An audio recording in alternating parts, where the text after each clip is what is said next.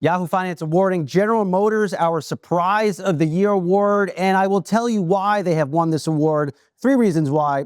The company surprised on profits this entire year, every single quarter. Company's stock price surprising many, I would say, on the street, up about 45% year to date. And I would also say a surprising execution that has led to some of these really strong sales and profits for this year. Let's bring in General Motors Chair and CEO Mary Barra. Mary, great to get some time with you again. Congratulations on this award. We appreciate you joining Yahoo Finance. I know it's been a busy time. My first question to you here is, as an executive in the trenches all year, does your performance this year feel like a surprise to you? Well, I think I'm so proud of the team at General Motors. They've all worked so hard to be able to deliver the strong performance as well as great vehicles. It's all fueled by vehicles we've been working on for a couple of years. We have the strongest internal combustion engine portfolio we've had in a long time. And this, what for General Motors, was the year of EVs. The portfolio of EVs that we have that cover the different segments from luxury to value, it really has given consumers choice between ICE and EV. And I think that's what's fueling our profitability. And people are starting to say, look and say they understand that this is a company that is differentiating itself in the industry. What surprised you about the business as the year has gone on? Well, I mean, there's been a lot of change. We're an industry in transformation, and GM itself is in the midst of making sure we're ready and proactive for the changes that are coming. But I think what was a pleasant surprise to me, I don't know if I'd call it a surprise, but I really felt validation for the team on how well received each of our EVs were. I mean, they were getting recognition for being the best value from the Chevrolet Equinox. The Cadillac Lyriq is doing well, and I can't wait. Early days of getting the Cadillac Escalade IQ into people's hands, and the reception has been really, really strong. So really pleased. That Lyriq is nice, Mary. I remember seeing that. I remember touring a facility with you earlier this year. We, of course, profiled your leadership for our Lead This Way series. And that's an amazing automobile. Is that what investors should expect from GM moving forward, that level of quality? Absolutely. And I think leading design with the right technology, because one of the things that's differentiating our products is we're at the very low end, well below average for the incentives on our ICE vehicles. And as we look at what's happening in the EV market, we're well below everyone else in the incentives that are on our EVs because of the strength of the product. And so I think when, this is a very customer focused industry where people are picking, it's a fashion statement as well as one of the most important purchases they make. And our vehicles are really resonating with the consumer. So yes, we are going to continue to really lead with beautiful designs, the right performance, the right technology. And I think consumers and the market can expect us to continue. Well, not an EV, Mary. My Blackwing, my Cadillac Blackwing is definitely one of my fashion statements. We'll take that offline, though. I can go talk about that product all day. But I remember you telling me this year, you're like, Brian, this is the year of execution for General Motors. What do you think, out of all the initiatives that you put forth, let's put EVs aside for a second, what do you think you really executed well on this year that allowed you to, I think, surprise a lot of folks on the street? I think one of the key areas that we differentiated ourselves is with our software execution.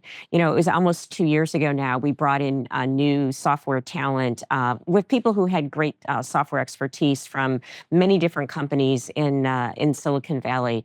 And they were able to look at the software process and update and change and improve the software development process, but really important, improve the validation process. And I think that was one of the areas where they worked hand in hand with the dedicated engineers who really know how to do great vehicles to get these vehicles out onto the road. So it was the teamwork between the two, but I think the biggest transformation is the way we do software. So I think that was a big contributor to this year of execution. This time, usually this time around this year, Mary, all leaders, I think, do take stock on the year that has been. As you look back over the past few months, is there something that you would have liked to move faster with and that you're really focused on for next year? Well, I think this year was really, again, getting the EVs out there to get to scale, because scale is going to be so important to drive to profitability. So next year, we'll continue to build on that, hitting more milestones of how we improve the profitability of our EVs. I think also we made some difficult decisions this year to set the business up for success, because we're trying to really be proactive and look at where is the business going. So the restructuring that we did in China and the pivot that we did to cruise, make no mistake, we are still 100% committed to autonomy, but we recognize there's quite a bit of capital that needs to be deployed into the rideshare business, and we want to deploy and work toward improving Super Cruise, getting to L3, L3 plus on our journey to L4. So I think those are areas that we've now gotten right, and we're going to build on as we get into 2025, along with continuing to put out beautifully styled vehicles with high quality. If this year was the year of execution, what's the rallying cry for next year? I think next year it's the year of continuing the disciplined execution, continuing to work on EV profitability, and continuing to innovate. You mentioned the cruise business, Mary. Is that GM? It looks like there's two different, no pun intended, roads taking shape here. You have Tesla wanting to drop robotaxis, you now integrating your technology, Super Cruise technology into your vehicles. Are you not a believer in robotaxi? And it's not just a Tesla thing. We've heard also Uber, may want to have interest in this. Well, I think robotaxis are going to be important to get to really, I'll call it rideshare 2.0.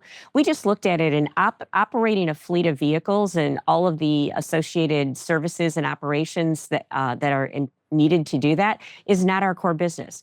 We sell beautifully designed vehicles to consumers and to fleets, and they love technology. I mean, the feedback we get on Super Cruise is when people experience it, they say, 80% of them say, I wouldn't want to buy a car without it.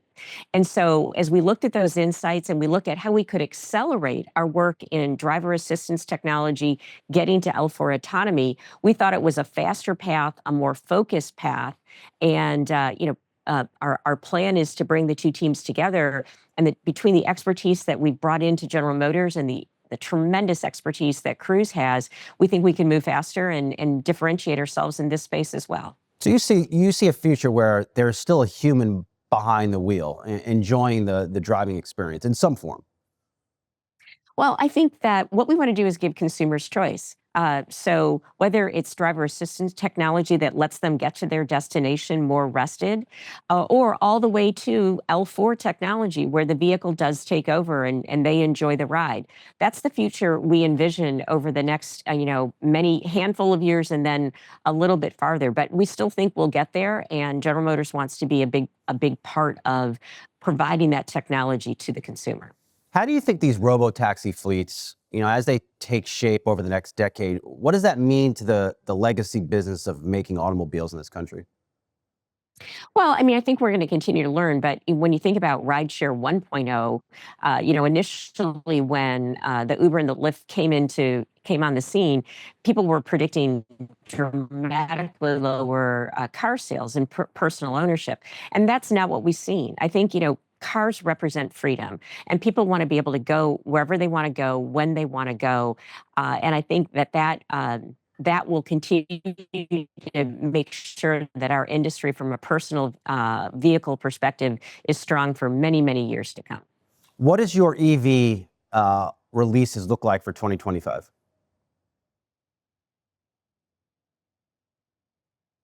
Well, we're just in the early stages of the Escalade IQ. So that'll be a year that's important for Cadillac from the Escalade IQ perspective, the Vistic, the Optic. And then we're going to continue for some of the EVs we rolled out this year to have different models. For instance, the Chevy Silverado truck will have different models out. The Sierra for GMC, that EV will continue to move forward. But then we've got strong ICE vehicles as well that will be coming. So a great portfolio. We haven't released them all yet, but we'll continue to have fresh product that meets customers' demands and really surprises and delights them. You put a real flag in the ground many years ago, Mary. Said we're going to be making all electric vehicles by 2035. Is that still your North Star and your hope?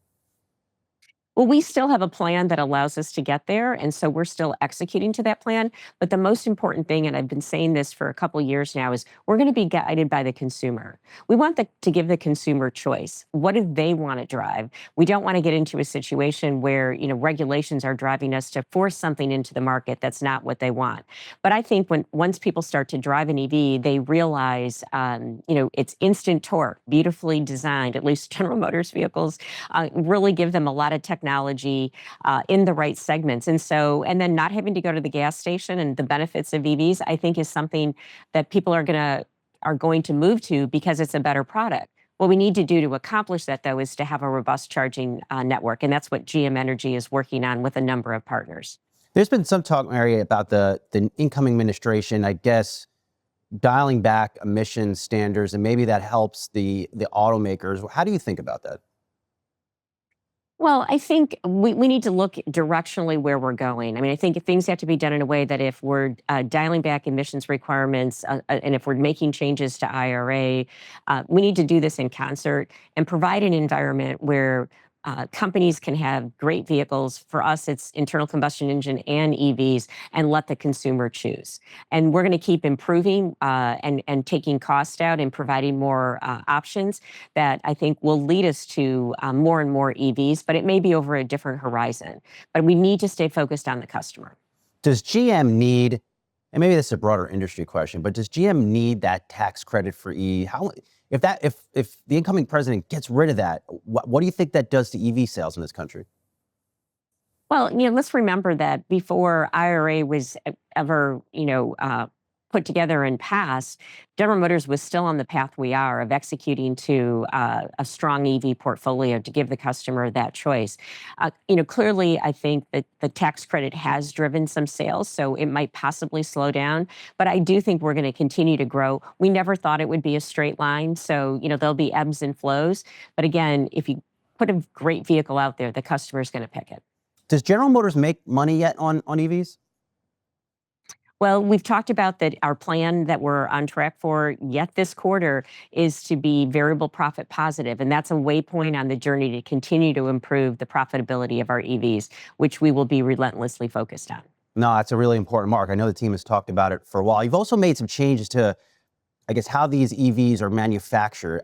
How much further, are you scaled back, some production? How do you think about that production moving forward? Are you happy with the assets you have in place?